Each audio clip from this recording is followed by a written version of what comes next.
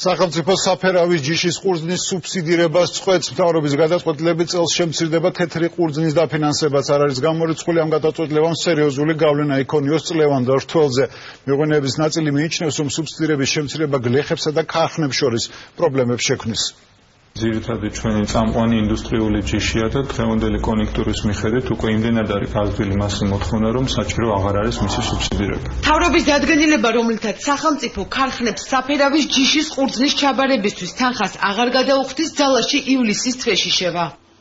ღვინის ეროვნულ სააგენტოში გადაწყვეტილებას გასული წლის რთველსა და გაზრდილ ექსპორტს უკავშირებენ. სააგენტოს მიერ მოწოდებული სტატისტიკის მიხედვით, ქართული ღვინო ბოლო 6 თვის განმავლობაში 36 ქვეყნის ბაზარზე გაიტანეს. მოთხოვნა და მეთოდების მიხედვით დადგინდება ფასი, სახელმწიფო არანაირად არ მოახდენს გავლენას იმაზე, რომ რაღაც ფირმას მიუთითოს ან რაღაც კონკრეტული ფასი დაწესდეს, ან უძილების არანაირი მექანიზმი არ იქნება გამოყენებული. გლეხები თავის არჩევანში იქნებიან თავისუფალი, ვის ჩააბარონ და რა ფასად.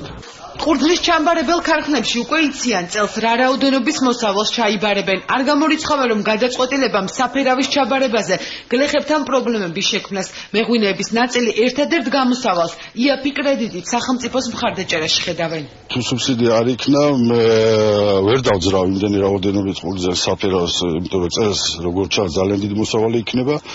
ქარხანა ვერ დაძრავს იმის დაკმაყოფილებას, გლეხობის დაკმაყოფილებას, რომ მე დიდი რაოდენობით მივიღებ. 500 ტონა ალბათ მივიღებთ და არ უნდა გქონდეს პრობლემა.